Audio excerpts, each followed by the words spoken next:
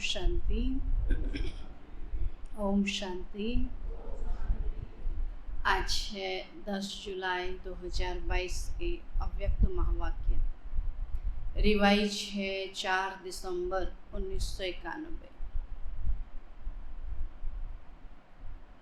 मुरली का टाइटल है सफल तपस्वी, अर्थात प्योरिटी की पर्सनैलिटी और रॉयल्टी वाले, है ना। हम सब तपस्वी हैं और बाबा ने कहा तपस्या अर्थात पवित्रता।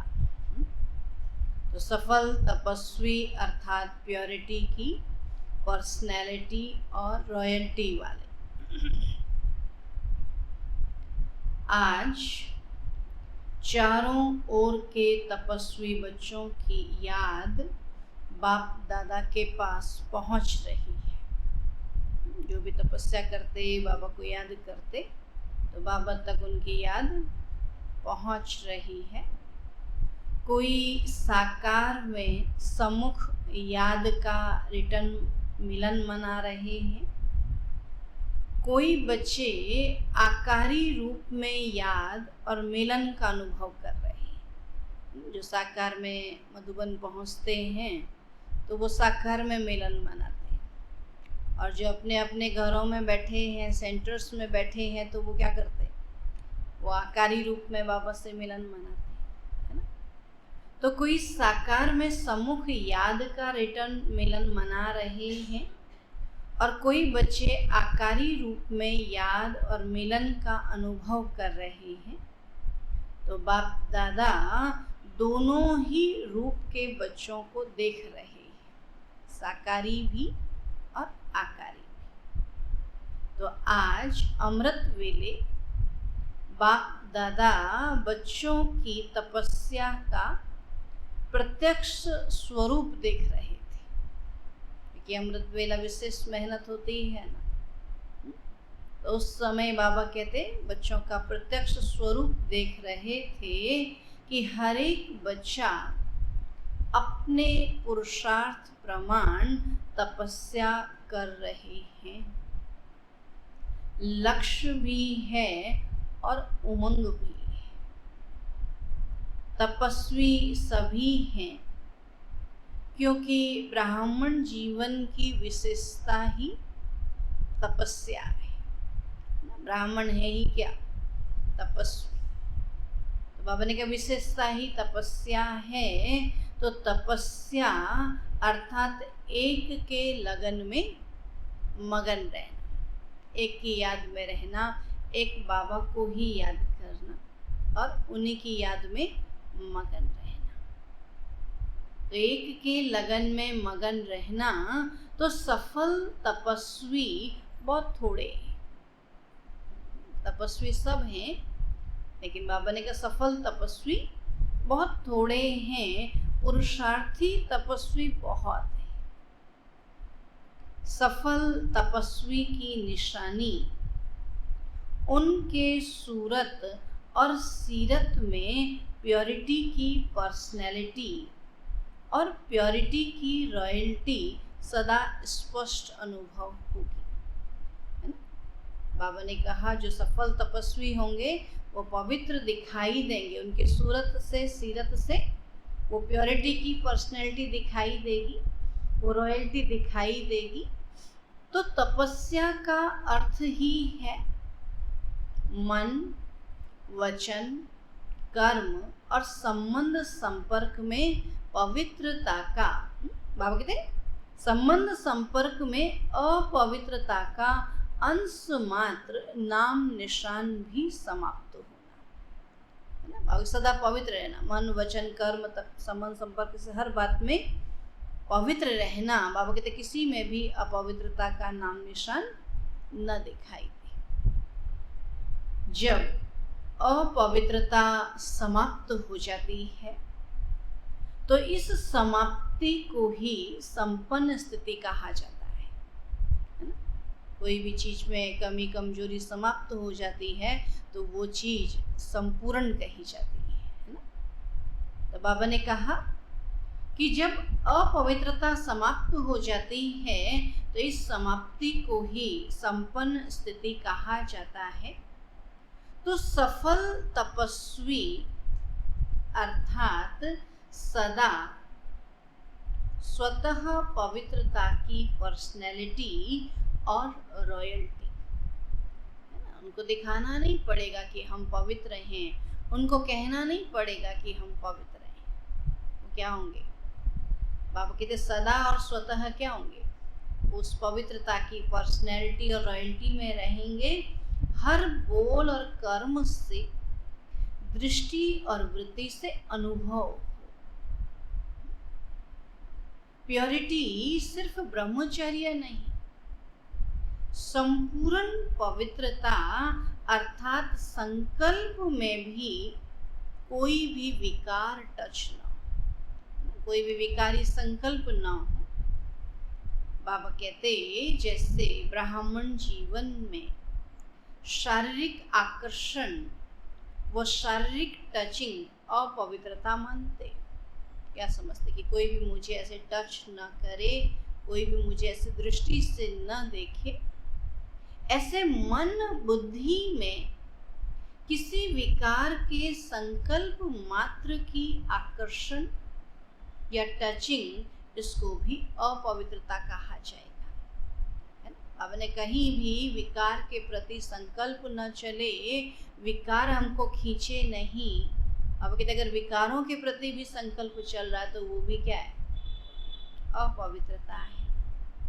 तो पवित्रता की पर्सनैलिटी वाले, रॉयल्टी वाले मन बुद्धि से भी इस बुराई को टच नहीं करते, क्योंकि सफल तपस्वी अर्थात संपूर्ण वैष्णव, वैष्णव तो देखे हैं ना, वो चीज़ें तो वो खाते नहीं, लेकिन उन चीज़ों को टच भी नहीं करते हैं। तो ऐसे बाबा ने कहा विकारों में न जाना ये तो है ही है, लेकिन विकारों के संकल्प भी न चले, उनको मन बुद्धि से भी टच न करें। तो वैष्णव कभी बुरी चीज को टच नहीं करते।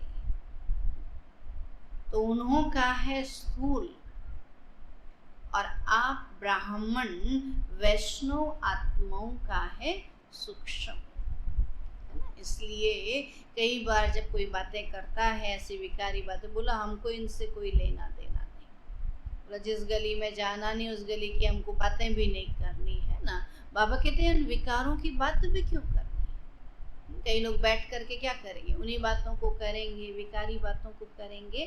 तो बाबा ने कहा बुद्धि से भी टच नहीं करना, यही तपस्या है। धारण करना अर्थात ग्रहण करना ये तो बहुत मोटी बात है, लेकिन संकल्प में भी टच नहीं करना, इसको ही कहा जाता है सच्चे वैष्णव। सिर्फ याद के समय याद में रहना, इसको तपस्या नहीं कहा जाता है। जैसे हनुमान के लिए दिखाते हैं ना कि वो बेहोश भी हो गया तो भी उसके मुख से राम राम निकलता था, कोई याद में बैठा नहीं था, बेहोश था। तो ऐसे ही बाबा के बच्चे बाबा की याद में बैठे तो याद कर रहे नहीं, कुछ भी कार्य कर रहे हैं, लेकिन बाबा की याद अंदर में समाई हो। सिर्फ याद के समय याद में रहना, इसको तपस्या नहीं कहा जाता। तपस्या अर्थात प्योरिटी के पर्सनैलिटी और रॉयल्टी का स्वयं में अनुभव करना और औरों को भी अनुभव कराना। तो सफल तपस्वी का अर्थ ही है विशेष महान आत्मा बनना। बाबू जो सफल तपस्वी होंगे उनको सब क्या समझेंगे, ये विशेष आत्मा है, ये महान आत्मा है। तो क्या सफल तपस्वी का अर्थ ही है विशेष महान आत्मा बनना। विशेष आत्माओं व महान आत्माओं को देश की या विश्व की पर्सनैलिटीज कहते हैं। जैसे विवेकानंद जी को कहते हैं पूरे देश की शान है ना। तो ऐसे बाबा कहते मैं विशेष हूँ नहीं। अगर मैं विशेष होंगी, मैं महान होंगी, तो सारे विश्व में क्या कहलाएंगे? विशेष कहलाएंगे। तो पवित्रता की पर्सनैलिटी अर्थात हर कर्म में महानता और विशेषता। तो पर्सनैलिटी अर्थात सदा स्वयं की और औरों की सेवा में सदा बिजी रहना, अर्थात अपनी एनर्जी, समय, संकल्प वेस्ट नहीं गवाना। पर्सनैलिटी होगी वो क्या होगा? जिसकी पर्सनैलिटी ही ऐसी होगी वो क्या होगा? सदा पवित्र रहेगा, अपना भी रहेगा, दूसरों को भी बनाने में रहेगा। उसका संकल्प, समय कभी भी वेस्ट नहीं। बाबा कहते हैं अपनी एनर्जी, समय, संकल्प वेस्ट नहीं गंवाना, सफल करना, इसको कहेंगे पर्सनैलिटी वाले। एक तो क्या कहते हैं, करना पड़ता है, ऐसा बनना पड़ता है। एक होते हम तो हैं ही ऐसे, तो हैं ही ऐसे या करना पड़ता है? बाबा कहते पर्सनैलिटी है ना, है ही ऐसे ना। ब्राह्मण अर्थात पवित्र पर्सनैलिटी वाले। तो पर्सनैलिटी वाले कभी भी छोटी छोटी बातों में अपने मन बुद्धि को बिजी नहीं रखते। तो अपवित्रता की बातें आप श्रेष्ठ आत्माओं के आगे छोटी हैं या बड़ी हैं? बाबा कहते अपवित्रता की बातें आप श्रेष्ठ आत्माओं के आगे छोटी हैं या बड़ी? छोटी। क्या कहते हैं, ऐसी छोटी बात मत करो ना। कोई ऐसी फालतू की व्यर्थ बातें, बेकारी बातें कहते तो कहते हैं हमारे आगे ऐसी छोटी बातें न करो। तो इसलिए तपस्वी अर्थात ऐसी बातों को सुनते हुए नहीं सुने, देखते हुए नहीं देखे। ऐसा अभ्यास किया है, ऐसी तपस्या की है कि जहां आप जाओ कोई ऐसी व्यर्थ बातें, ऐसी विकारी बातें करना भी छोड़ दे, तब कहेंगे तपस्वी। आपको देखते ही वो भी अलर्ट हो जाएं, अटेंशन में रहें कि यहाँ पर अभी ऐसी कोई बात हमको नहीं करनी है। तब बाबा कहते ऐसी तपस्या की है, या यही सोचते हो, चाहते तो नहीं हैं लेकिन दिखाई दे देता है, सुनाई दे देता है। जैसे कोई चीज से आपका कनेक्शन ही नहीं है, तो उन चीजों को देखते हुए भी नहीं देखते हो ना। मार्केट में जाते जिनसे हमारा कोई कनेक्शन, इनको देखते नहीं देखते हो ना। जैसे रास्ते पर जाते हो, कहीं कुछ दिखाई देता है परंतु आपके मतलब की कोई बात नहीं है, तो देखते हुए भी नहीं देखेंगे ना। बोला हमारा इससे क्या काम है? साइड सीन समझकर पार कर लेंगे ना। ऐसे जो बातें सुनते हो, देखते हो, आपके काम की नहीं है, तो सुनते हुए भी नहीं सुनो, देखते हुए नहीं देखो। सुनो, जो काम की है ही नहीं उसमें ध्यान क्यों देना? अगर मन बुद्धि में धारण किया कि ये ऐसे है, ये वैसे है, इसको कहा जाएगा व्यर्थ बुराई को टच किया, अर्थात सच्चा वैष्णवपन संपूर्ण रूप से नहीं है। तो प्योरिटी की पर्सनैलिटी में परसेंटेज कम, अर्थात तपस्या की परसेंटेज कम, तो समझा तपस्या क्या है। मैंने कोई भी व्यर्थ या विकारी बातों की तरफ ध्यान नहीं देना है, न करनी है न ध्यान देना है। तो इसी विधि से अपने आप को चेक करो कि तपस्या वर्ष में तपस्या का प्रत्यक्ष स्वरूप प्योरिटी की पर्सनैलिटी अनुभव करते हो कि हम तो पवित्र जीवन वाले हैं। पर्सनैलिटी कभी छिप नहीं सकती है ना, प्रत्यक्ष दिखाई जरूर देती है, जैसे साकार ब्रह्मा बाप को देखा। प्योरिटी की पर्सनैलिटी कितनी स्पष्ट अनुभव करते थे। ये तपस्या की अनुभव की निशानी अब आप द्वारा औरों को अनुभव हो। ये जो है पवित्र आत्माएं हैं, बाबा कहते हैं ये पवित्रता की पर्सनैलिटी वाले हैं, ये औरों को अनुभव हो, सूरत और सीरत दोनों द्वारा अनुभव करा सकते हो। अभी भी कई लोग अनुभव करते भी हैं, लेकिन इस अनुभव को और स्वयं द्वारा औरों में फैलाओ। आप कहते कि अभी कई लोग अनुभव करते हैं, लेकिन इस अनुभव को और स्वयं द्वारा औरों में फैलाओ। तो आज पर्सनैलिटी का सुनाया, फिर रॉयल्टी का सुनाएंगे। किसी की पर्सनैलिटी होती है ना, देखने में पता चलता है कि ये क्या है, रॉयल आत्माएं हैं, पवित्र आत्मा दिखाई देता है। तो बाबा कहते हैं आपसे दिखाई दे रहा है, आपको अनुभव हो रहा है कि मेरे से पवित्रता दिखाई देती है। तो सभी मिलन मनाने आए हैं, तो बाप दादा भी मिलन मनाने के लिए आप जैसे व्यक्त शरीर में आते हैं। समान बनना पड़ता है ना। आप साकार में हो तो बाप को भी साकार तन का आधार लेना पड़ता है। बाबा कहते वैसे आपको व्यक्त से अव्यक्त बनना है या अव्यक्त को व्यक्त बनना है? क्या करना? हमको अव्यक्त बनना है या बाबा को व्यक्त बनना है? हमको जाना है ना वहाँ, बाबा को थोड़ी यहाँ आना है। अब हम कहे बाबा अभी कब आएगा कब आएगा, अभी रोज ही आता रहेगा या हमारी बारी है? अभी हमारी बारी है ना अव्यक्त बनने की, है ना। बाबा कहते बाबा अव्यक्त से व्यक्त बन रहा है, अभी हमारी बारी है बाबा जैसा अव्यक्त बनने की। तो कायदा क्या कहता है? अव्यक्त बनना है ना। तो फिर अव्यक्त को व्यक्त में क्यों लाते? जब हमको अव्यक्त बनना, निराकार स्थिति में आना है, तो फिर बाबा को ही क्यों बुलाते हो? अभी तो क्या करो? बाबा कहते अव्यक्त बनने की प्रैक्टिस करो ना। अभी भी क्यों कहो बाबा साकार में आओ?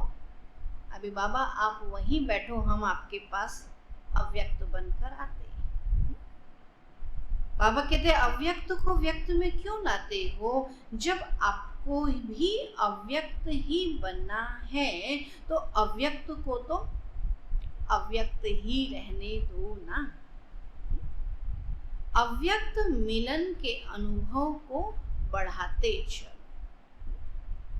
अव्यक्त भी ड्रामा अनुसार व्यक्त में आने के लिए बांधे हुए, लेकिन समय प्रमाण, सरकमस्टांस प्रमाण अव्यक्त मिलन का अनुभव बहुत काम में आने वाला है। इसलिए इस अनुभव को इतना स्पष्ट और सहज करते जाओ, जो समय पर यह अव्यक्त मिलन साकार समान अनुभव हो। इतनी अच्छी प्रैक्टिस हो जाए अव्यक्त बन करके अव्यक्त बाबा से मिलने की। जैसे साकार में मिलना होता है, ऐसे ही अव्यक्त में मिलने का अनुभव हो। तो बाबा कहते जब ऐसी समय, ऐसी परिस्थिति आएगी, तो उस समय क्या करेंगे? फिर कोई कहीं भी होगा, हम अव्यक्त में बाबा से मिलन मनाते मौज में रहेंगे। बाबा कहते इतना स्पष्ट और सहज करते जाओ, जो समय पर यह अव्यक्त मिलन साकार समान ही अनुभव हो। समझा? उस समय ऐसे नहीं कहना कि हमको तो अव्यक्त से व्यक्त में मिलने की आदत है। तो पहले क्या करना? अपनी आदत को सुधार लेना, है ना। अभी अव्यक्त में जाने का अनुभव बढ़ाओ। जैसा समय वैसे मिलन मना सकते हो। समझा? जो भी जहाँ से भी आए हो, इस समय सभी मधुबन निवासी हो, या अपने को महाराष्ट्र निवासी या उड़ीसा निवासी समझते हो। मधुबन गए तो सब मधुबन निवासी, ओरिजिनल तो मधुबन निवासी हो। यह सेवा अर्थ भिन्न भिन्न स्थान पर गए हो तो ब्राह्मण अर्थात मधुबन निवासी ना। ब्राह्मणों का परमानेंट एड्रेस है मधुबन। सेवा स्थान पर गए हो, इसीलिए सेवा स्थान को मेरा यही स्थान है यह कभी भी नहीं समझना। सेवा स्थान है, जहाँ जाएंगे वही सेवा स्थान हो जाए। कई बच्चे ऐसे कहते हैं इसको चेंज करो, तो कहते हैं नहीं, हमको पंजाब में या उड़ीसा में ही भेजो। तो ओरिजिनल पंजाब उड़ीसा के हो या मधुबन के, फिर क्यों कहते हो हम पंजाब के हैं तो पंजाब में ही भेजो, गुजरात के हैं तो गुजरात में ही भेजो। चेंज होने में तैयार हो, टीचर्स सभी तैयार हो। उसके बाद बाबा ने 6 महीना सबको चेंज किया था। 91 की मुरली चल रही है, 93 में सबको चेंज किया था। तो बाबा ने कहा टीचर्स सभी तैयार हो, किसी को कहाँ भी चेंज करें तैयार हैं। देखो दादी सभी को सर्टिफिकेट ना का दे रही है। बहने जाने को तैयार नहीं होती ना अपना स्थान छोड़ के, तो दादी कहती ये नहीं चेंज होंगे। अच्छा यह भी अप्रैल में करेंगे, बाबा ने कहा था तो किया। जो चेंज होने के लिए तैयार हों वही मिलने आवे, मधुबन बाबा से वही मिलने आवे।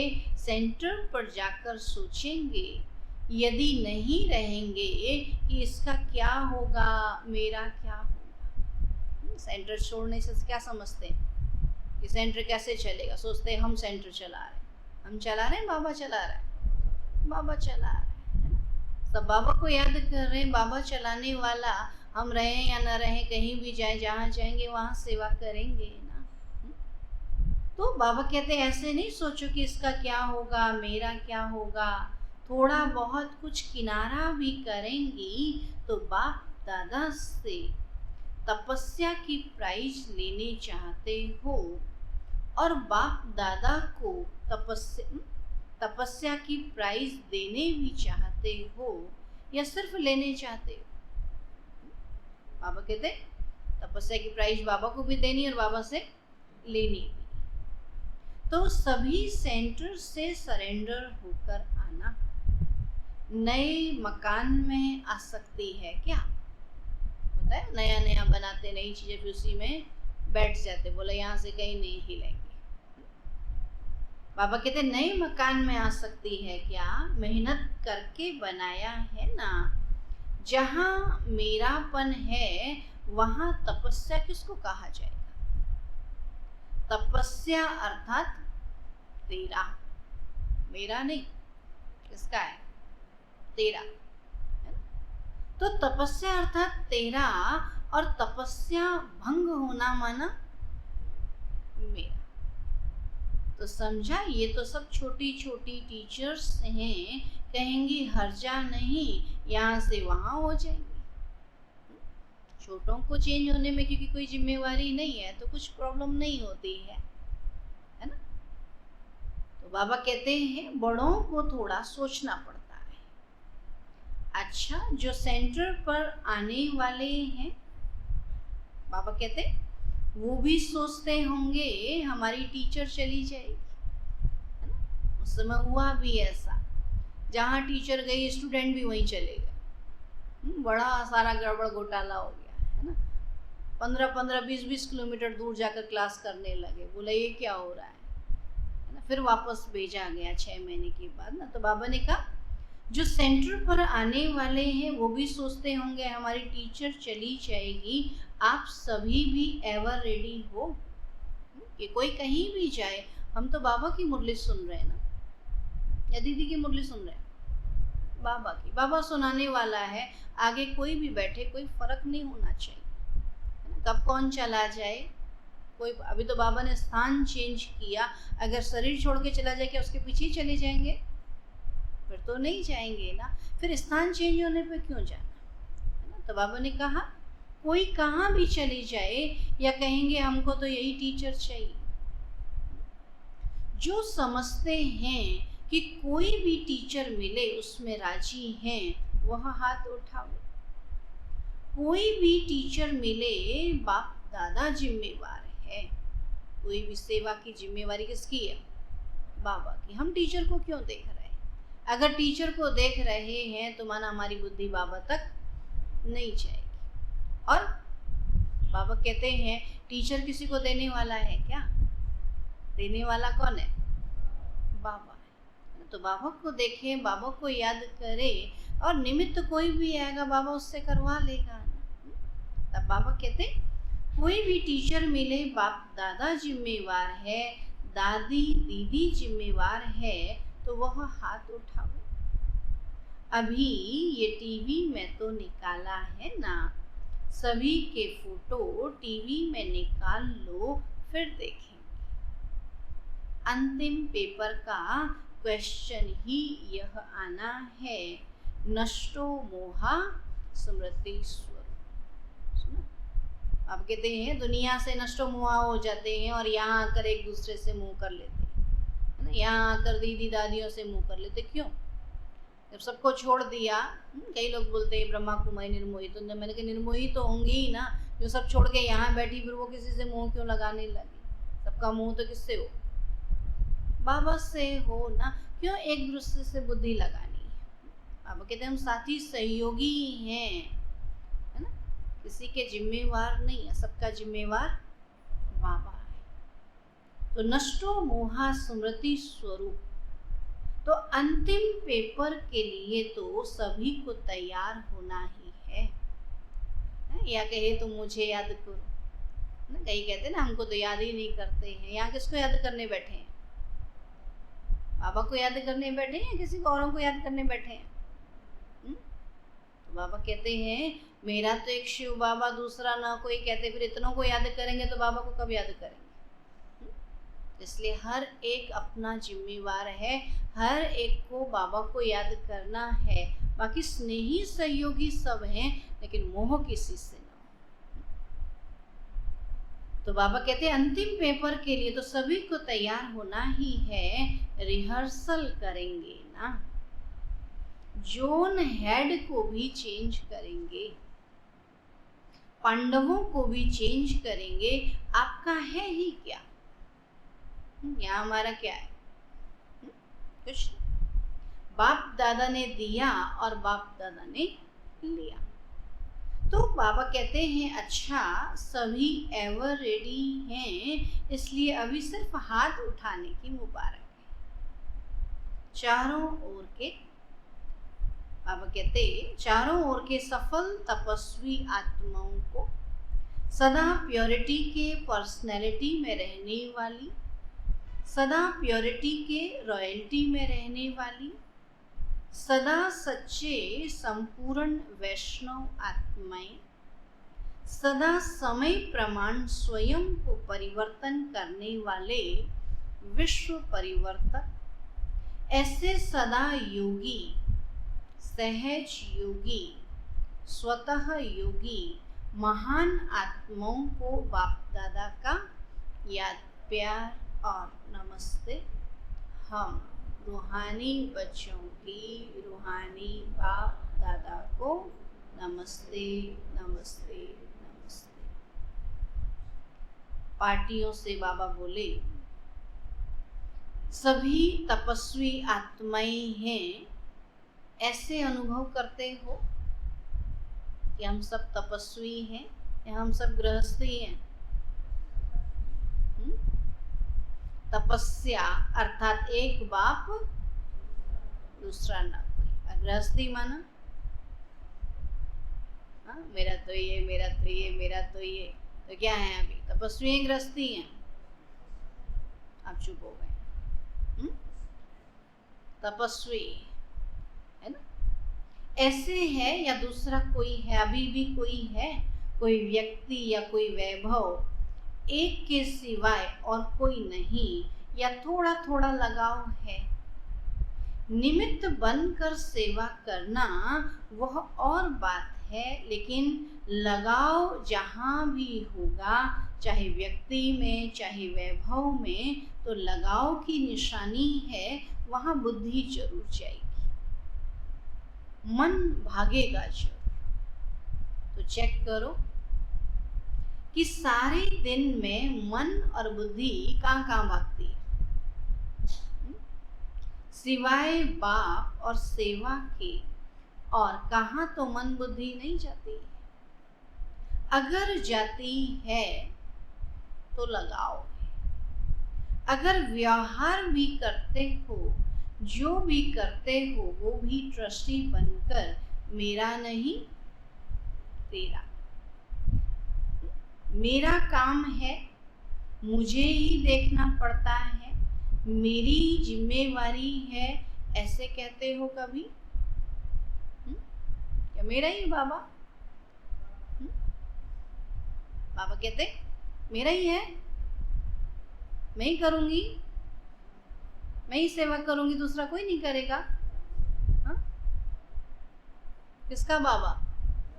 क्या कहते? मेरा बाबा, तेरा बाबा। और सेवा के समय क्या कहते? लेने समय मेरा बाबा, सेवा समय तेरा बाबा। तेरा बाबा तू कर, तू जान, तेरी सेवा है। बाबा कहते हैं मेरा नहीं तेरा, मेरा काम है, मुझे ही देखना पड़ता है, मेरी जिम्मेवारी है, ऐसे कहते हो कभी? क्या करें, मेरी जिम्मेवारी है ना, निभाना पड़ता है ना, करना पड़ता है ना, कहते हो कभी? या तेरा तेरे अर्पण मेरे कहाँ से आया? तो यह बोल भी नहीं बोल सकते हो, मुझे ही देखना पड़ता है, मुझे ही करना पड़ता है, मेरा ही है, निभाना ही पड़ेगा? नहीं। कर रहे हैं, जब तक बैठे हैं यहाँ पर कर रहे हैं, चले गए तो चले नहीं। अभी यहाँ से दूसरी जगह गए, फिर यहाँ का सोचेंगे? फिर नहीं सोचेंगे। फिर जो है वो जिम्मेवार है, वो भले करे। तब बाबा कहते हैं ऐसे नहीं कि मुझे देखना पड़ता है। अभी आप यहाँ हो, सब कुछ करोगे, है ना, जैसे घर में होते हैं, और 1 महीने के लिए कहीं चले तो चिंता होती कि खाना कौन बनाएगा, सफाई कौन करेगा। खाना होगा तो बनाएंगे, नहीं खाना होगा तो ना बनाए। तो ऐसे ही बाबा कहते सेवा के लिए भी जिस स्थान पर रह रहे हो ना, गृहस्थ में ऐसा होता है, गृहस्थ में तो वहाँ बैठे होंगे, फोन करते रहेंगे। आजकल तो अभी क्या खाया, तब क्या खाया, ये किया नहीं, वो किया नहीं। तो ये है मोह, लगाओ। जहाँ चले गए वहीं रहो, उधर बुद्धि ना आए, दूसरी जगह ना जाए। बाबा के छोड़ दिया तो छोड़ दिया, 10 दिन के लिए मर गए तो मर गए, ऐसा है या नहीं? ऐसा होता है, नहीं होता? देखना, चेक करना। हमने देखा है मधुबन जाते, पहले से मधुबन जाते थे तो भूल जाते थे, घर याद ही नहीं आता था, क्योंकि फोन ही नहीं होता था, एक बारी बता दे। और अब सवेरे उठाने से लेकर नाश्ता खिलाना, वहाँ बैठे होते हैं और फिर भी घर के ही काम करते रहते। काम वाली आई कि नहीं आई, सफाई किया कि नहीं, पानी भरा कि नहीं। अरे बाबा तुमको क्या लेना, वो कुछ भी करे, वो प्यासे बैठे रहे भले। हाँ, एक एक चीज बताएंगे, सिखाएंगे, कब तक? तब बाबा कहते हैं, क्या समझते हैं? मुझे ही करना पड़ता, मेरा ही है, निभाना ही पड़ेगा। मेरा कहा और बोझ हुआ, बाप का है, बाप करेगा, मैं निमित्त हूँ तो हल्के। तो बोझ उठाने की आदत तो नहीं है। 63 जन्म बोझ उठाया ना, और कईयों की आदत होती है बोझ उठाने की, और बोझ उठाने बिना रह नहीं सकते। आदत से मजबूर हो जाते हैं, मेरा मानना माना बोझ उठाना। समझा? और हम तो एक बार सेंटर छोड़ दिया, फिर तुम जानो तुम्हारा काम जाने। ना पानी भरो या ना भरो, तुम ही प्यासे रहोगे। क्या भोग लगाना कौन आ रहा है? अब इतना समय से देख तो रहे ना कैसे चल रहे हैं, तो चलो, नहीं तो भूखे प्यासे बैठे रहो। नहीं तो क्यों फोन करना है? एक बार चले गए, पहुंच गए, मेरी तो आदत नहीं है मैं वापस फोन करूं। जिसको जिम्मेवारी दे दी फिर वो क्या है, करेगा ना, नहीं करे तो नहीं करे, फिर जब हम वापस आएंगे तो कर लेंगे, है ना। तब बाबा क्या कहता कि बोझ उठाने, यहाँ का भी बोझ उठाए वहाँ का भी बोझ उठाए, क्यों? हाँ, बोझ किसका है? बाबा का है, और जिसके ऊपर रखा फिर वो उठाए। होता है, कई बार होता था ना, दूसरे के सर पे बोझ रखा है और दर्द अपने सर पे होगा, कितना भारी रखा है, कितनी परेशानी हो रखी होगी इसको, ऐसा सोचते अपने सर में दर्द करते। अरे उसने बोझ रखा, उसके सर में दर्द, तुम क्यों परेशान, तुम तो हल्के चलो। हाँ, जैसे आजकल बच्चे माताएं करते हैं ना, बच्चा स्कूल जाता है और बोझ, ये पढ़ना उसने, लिखना उसने, लेके वो जाएगा, तुम क्यों उठा के लेके जा रही हो? वो जब उठाएगा तभी तो सीखेगा, कि नहीं? तब बाबा कहते हैं आदत से मजबूर हो जाते हो, बोझ उठाने बिना रह नहीं सकते, मेरा मानना माना बोझ उठाना। समझा? थोड़ा सा किनारे करके रखा है, समय पर काम में आएगा। ऐसा समझते हैं। पांडवों ने थोड़ा बैंक बैलेंस, थोड़ा जेब खर्च रखा है, बोलो। जरा भी मेरापन नहीं, मेरा माना मैला। क्या कहते हैं, थोड़ा संभाल के रखा है अलग से। जो समय पर काम आएगा, तो क्या समय पर बाबा मदद नहीं करेगा? करेगा ना। हम इतना समय से देख रहे हैं, जो आता सेवा में लगा दिया तो बाबा समय पर आप ही देता है। लेकिन हम क्या करते, थोड़ा जेब खर्च रखा है, जरा भी मेरापन नहीं, मेरा माना मैला। और जहाँ मेरापन होगा ना, वहाँ विकारों का मैलापन जरूर होगा। तेरा है तो क्या होगा? तैरते रहेंगे, डूबेंगे नहीं, है ना, मजे से रहेंगे। और नहीं तो बुद्धि कहाँ लगी रहेगी? अब कहते जहाँ रखा है छिपा के कुछ, बुद्धि वहीं लगी लगी रहती कि नहीं लगी रहती? बोला क्या याद कर रहे हो, क्यों कंफ्यूजन में, क्यों परेशान हो? तो हर समय क्या देखते, वही पोटली को देखते रहते जो बांध के रखी है, जो बैलेंस रखा है उसी को चेक करते रहते, इसलिए हैरान। और है ही नहीं तो क्या होगा? खुश रहेंगे ना। बोला है ही नहीं, छुट्टी, जो है वो खत्म कर दिया, होता है ना।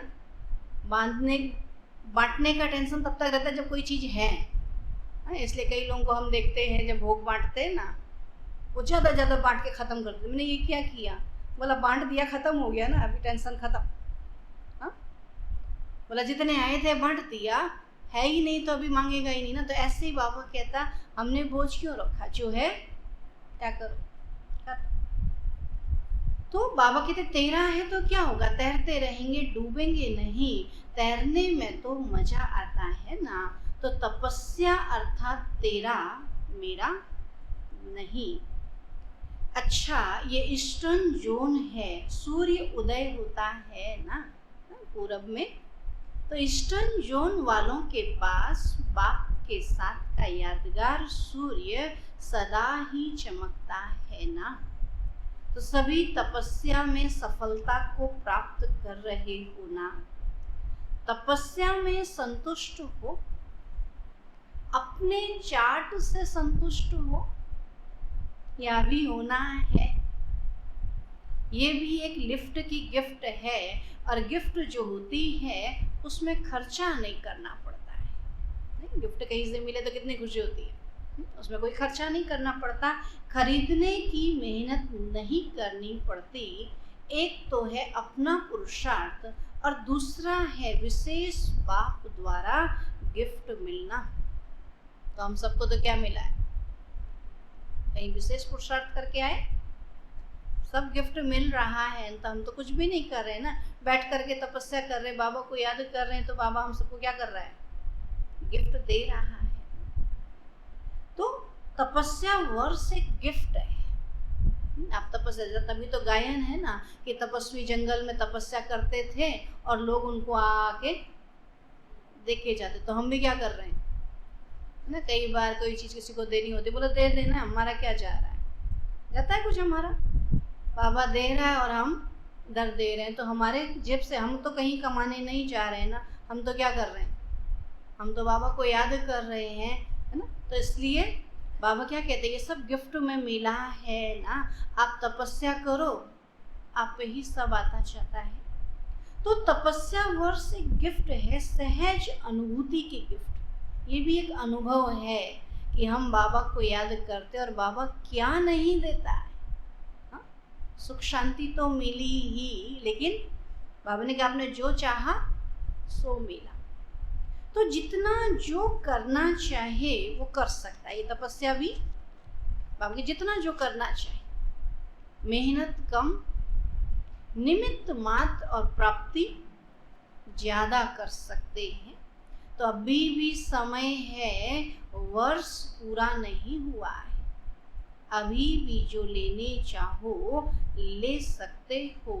इसलिए सफलता का सूर्य ईस्ट में जगाओ। बाबा ने कहा अभी भी तपस्या करो और सफलता पाओ। सदा सभी खुश हैं या कभी कभी कुछ बातें होती हैं तो नाखुश भी होते हो? खुशी बढ़ती जाती है, कम तो नहीं होती है। माया जीत हो या माया रंग दिखा देती है? कल बाबा ने सारा समय किसको याद किया? माया तो नहीं आई ना। बाबा कहते माया जीत हो या माया रंग दिखा देती है? वो कितना भी रंग दिखाए, मैं मायापति हूँ। माया रचना है और मैं मास्टर रचयिता हूँ। तो खेल देखो लेकिन खेल में हार नहीं खाओ। कितना भी माया अनेक प्रकार का खेल दिखाए, आप देखने वाले मनोरंजन समझकर देखो। देखते देखते हार नहीं जाओ। साक्षी होकर के, न्यारे होकर के देखते चलो। तो सभी तपस्या में आगे बढ़ने वाले, गिफ्ट लेने वाले हो? बोलो। जब तपस्या करेंगे तभी तो गिफ्ट मिलेगा। बाबा कहते हैं गिफ्ट लेने वाले हो, सेवा अच्छी हो रही है, स्वयं के पुरुषार्थ में उड़ रहे हैं और सेवा में भी उड़ रहे हैं। स्वयं की सेवा अच्छे से करोगे तो वो सेवा भी सहज हो जाएगी। बाबा ने कहा आपके चेहरे से ही सेवा होगी। हम ही सोते रह गए, हम ही ने तपस्या नहीं की तो दूसरों को कैसे दिखाई देगा ना। फिर कहते 4 ही दिन गए योग करने, फिर क्या हुआ? क्योंकि हमसे ज़्यादा योग कौन कर रहे हैं? हमको देखने वाले कि ये चले गए योग में, ये कर रहे हैं योग, और हम सोते रह गए तो क्या कहेंगे? उनका योग लगेगा? उनको टेंशन रहेगा, अभी नहीं गए, अभी नहीं गए। वो किसको देख रहे हैं? तब बाबा ने कहा हमारे पुरुषार्थ से भी सेवा हो रही है। तो स्वयं के पुरुषार्थ में उड़ रहे हैं और सेवा में भी उड़ रहे हैं। तो सभी फर्स्ट हैं। सदा फर्स्ट रहना, सेकंड में नहीं आना। फर्स्ट रहेंगे तो सूर्यवंशी बनेंगे, सेकंड बने तो चंद्रवंशी। फर्स्ट नंबर मायाजीत होंगे, कोई समस्या नहीं, कोई प्रॉब्लम नहीं, कोई क्वेश्चन नहीं। सुना, जो फर्स्ट नंबर होंगे उनको कोई समस्या नहीं, कोई प्रॉब्लम नहीं, कोई क्वेश्चन नहीं, कोई कमजोरी नहीं। तो फर्स्ट नंबर अर्थात फास्ट पुरुषार्थ, जिसका फास्ट पुरुषार्थ है वो पीछे नहीं हो सकता है। तो सदा साक्षी और सदा बाप के साथी, यही याद रखना। सुना, सदा साक्षी होके रहेंगे तो सदा बाबा के साथी, और जब सदा बाबा के साथी होंगे तो साक्षी होकर रहेंगे। अच्छा, आज का वरदान है सदा उत्साह में रहे, निराशावादी को आशावादी बनाने वाले, सदा उत्साह में रहे, निराशावादी को आशावादी बनाने वाले सच्चे सेवाधारी भव, सच्चे सेवाधारी भव। बाबा कहते ब्राह्मण अर्थात हर समय उत्साह भरे जीवन में उड़ने और उड़ाने वाले, उनके पास कभी निराशा नहीं आ सकती, क्योंकि उनका ऑक्यूपेशन है निराशावादी को आशावादी बनाना, और यही सच्ची सेवा है। सच्चे सेवाधारियों का उत्साह कभी कम नहीं हो सकता है। सुना, उत्साह है तो जीवन जीने का मजा है, अगर उत्साह नहीं तो जीवन नहीं। तो जैसे शरीर में श्वास की गति यथार्थ चलती है तो अच्छी तंदुरुस्ती मानी जाती है, ऐसे ब्राह्मण जीवन अर्थात उत्साह, निराशा नहीं, है ना। आप कहते ब्राह्मण अर्थात उमंग उत्साह में रहने वाले, निराशा नहीं। स्लोगन है बीती को बीती कर दो और बीती बातों से शिक्षा लेकर आगे के लिए सावधान रहो। बीती को बीती कर दो और बीती बातों से शिक्षा लेकर आगे के लिए सावधान रहो। अच्छा, ओम शांति। बाबा ने कहा सफल तपस्वी अर्थात प्योरिटी और प्योरिटी की पर्सनैलिटी में रहने वाला। आज का अव्यक्त इशारा है